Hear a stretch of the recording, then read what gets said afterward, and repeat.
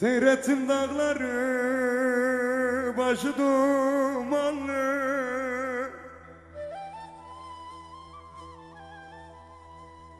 kaderin elinden fermanım benim.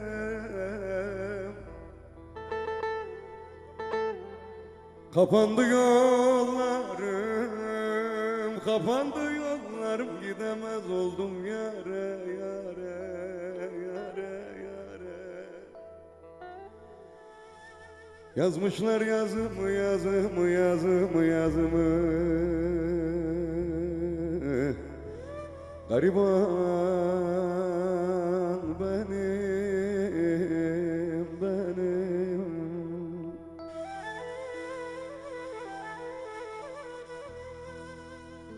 Şu zalim feleğin elinden, zalim feleğin elinden fermanım benim, benim, benim, benim, benim. Yazmışlar yazımı le le le le, gariban benim, ah gariban benim.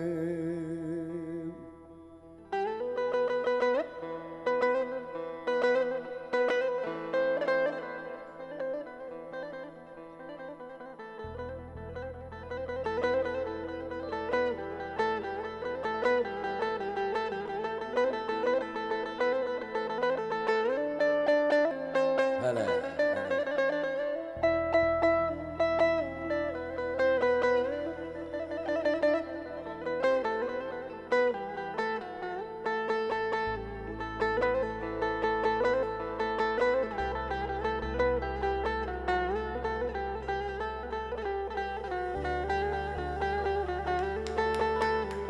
Vay vay.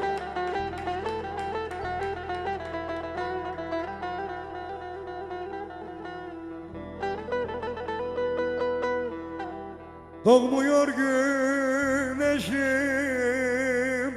çileli başım, 15'li yollarda 40 oldu yaşım. Ne toprağım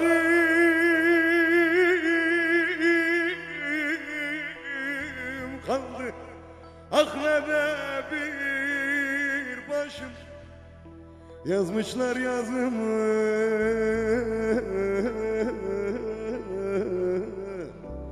gariban benim.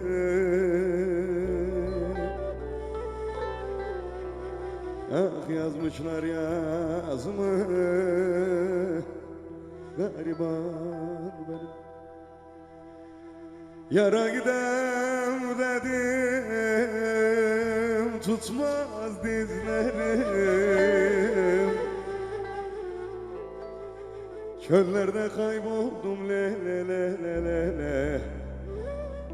Sen gel güneşim, ah sen gel, bıraksın